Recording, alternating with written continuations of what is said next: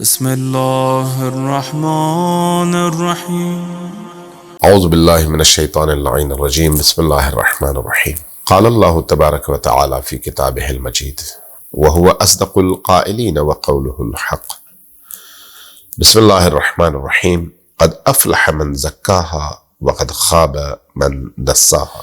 اللہ تبارک وتعالی نے 11 بار قسمیں کھانے کے بعد جس اصولی ترین اور بنیادی ترین نقطے کی طرف ہمیں متوجہ فرمایا وہ یہ 2 جملے ہیں، قد افلح من زکاها وقد خاب من دساها۔ بے شک کامیاب ہوا وہ شخص جس نے اپنا تزکیہ کیا، اپنے آپ کو پاک کیا، اور بے شک بہت ہی نقصان میں رہا وہ شخص جس نے اپنی زندگی کو پاکیزہ کرنے کی بجائے نجاستوں سے آلودہ رکھا۔ جتنے بھی انبیاء اللہ کی طرف سے زمین پر تشریف لائے، ان سب کی زندگیوں کا ایک ہی مقصد تھا، قد افلح من زکاها وقد خاب من دساها، کہ ان 2 جملوں کو بشریت اور انسان کے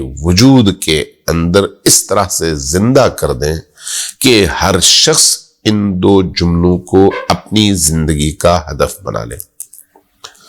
جتنے بھی انبیاء آئے، ان انبیاء کی بعثت کا مقصد ہی یہی ہے کہ انسان کو پاکیزہ کیا جائے۔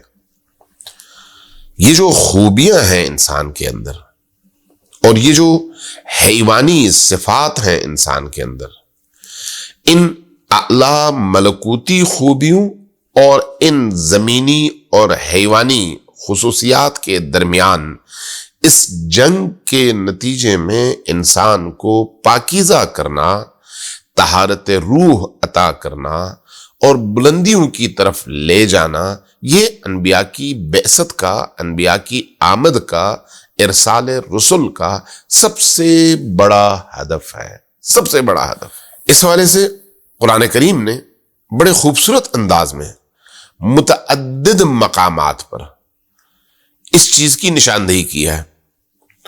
قرآن میں اگر آپ سورہ آل عمران کو دیکھیں، سورہ جمعہ کو دیکھیں، میں سورہ جمعہ ہی کی آیت پڑھ دیتا ہوں۔ هو الذی بعث فی الامیین رسولا منہم یتلو علیہم آیاتہ ویزکیہم ویعلمہم الکتاب والحکمہ وَإِن كَانُوا مِن قَبْلُ لَفِي ضَلَالٍ مُبِينٍ۔ خود اسی آیت میں، آل عمران میں بھی اور باقی صورتوں میں بھی، جس چیز کی طرف اللہ تبارک و تعالی ہماری توجہ چاہتا ہے وہ کیا ہے؟ وہ یہ ہے کہ اللہ تبارک و تعالی نے تم غیر پڑھے لکھے، نادان اور ان پڑھ انسانوں کے درمیان تمہارے اندر سے ہی ایک ایسی ہستی کو اٹھایا، مبعوث برسالت کیا، بعث فی الامیین رسولا، ایک ایسے رسول کو اٹھایا جو تمہارے اپنے میں سے ہی تھا۔ اس کا ایک کام تھا یتلو علیہم آیاتہ، جو ان لوگوں کے درمیان یعنی تمہارے درمیان اللہ کی آیات کی تلاوت کرتا تھا۔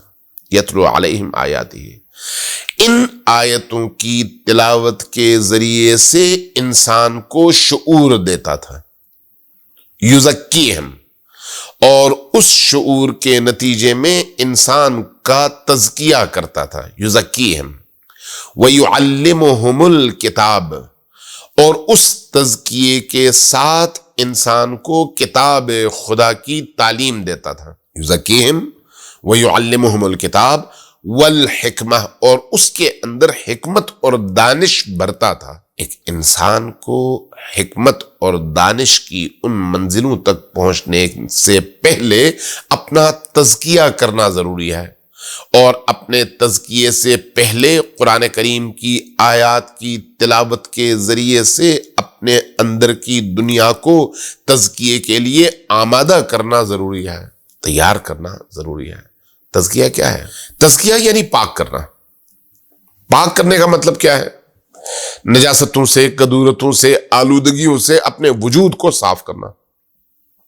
جب آپ عربی میں سمجھنا چاہتے ہیں کہ تزکیہ کیا ہے، تو اہل عرب بتاتے ہیں کہ جب آپ کسی جانور کو ذبح کرتے ہیں تو ذبح کرنے کے اس عمل کو، جس کے دوران اس جانور کے وجود سے خون نکل کر بہہ جاتا ہے، اس عمل کو تزکیہ کہتے ہیں، جس کو آپ اپنے ہاں ذبح کرنا کہتے ہیں۔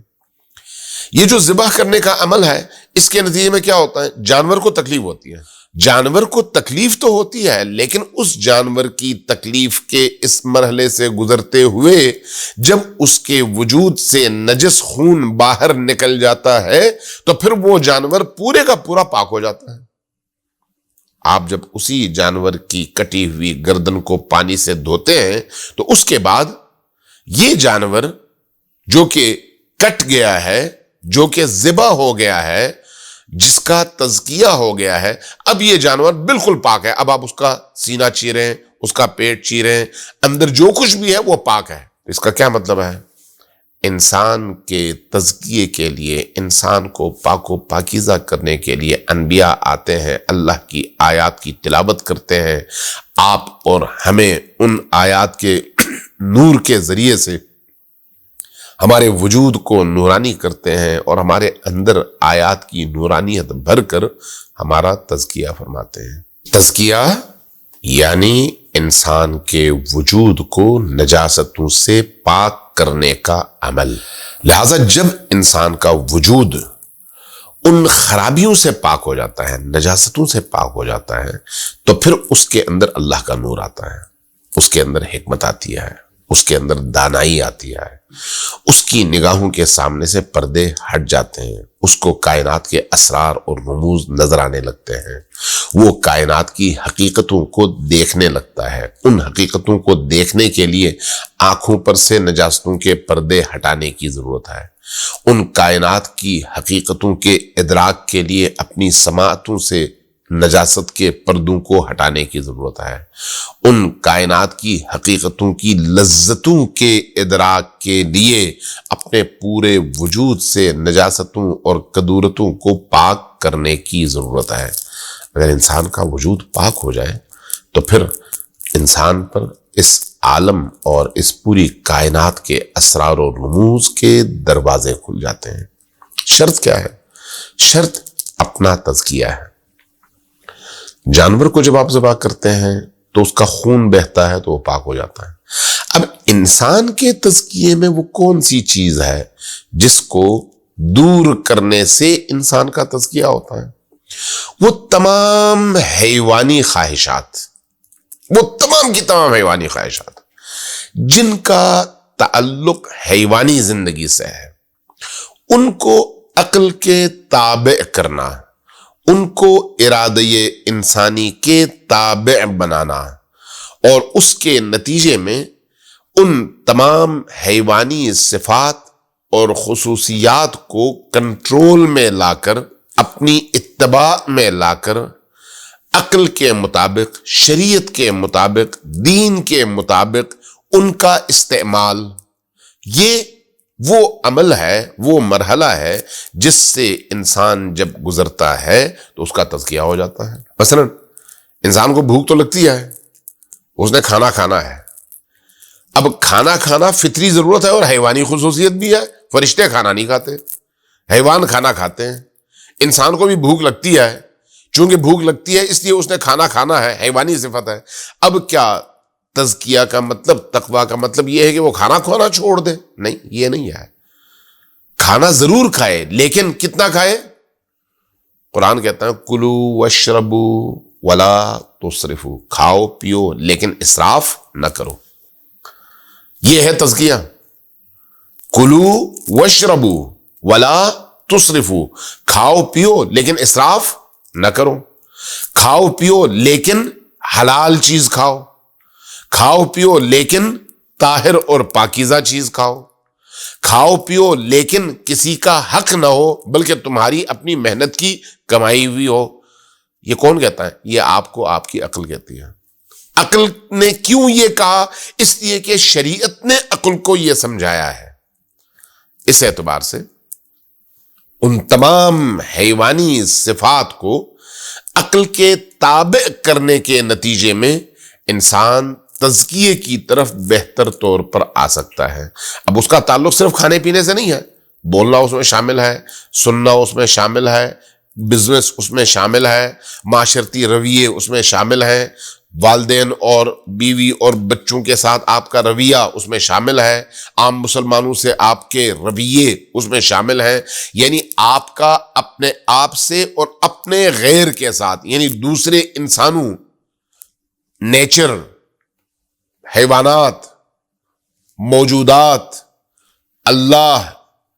اللہ کی کتابیں، رسول، انبیاء، فرشتے، ان سب کے ساتھ جو آپ کا بیہیویئر ہے وہ بیہیویئر اللہ کے دینی احکام کے تابع ہوں اور عقل کے مطابق ہوں۔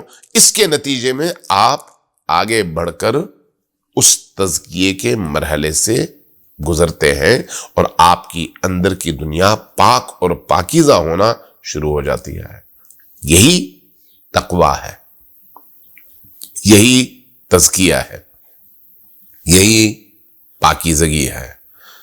تو اس حوالے سے انشاءاللہ تعالی جو ضمنی موضوعات ہیں ان موضوعات پر ہم اپنی اگلی نشستوں میں گفتگو کریں گے۔ والسلام علیکم ورحمۃ اللہ وبرکاتہ۔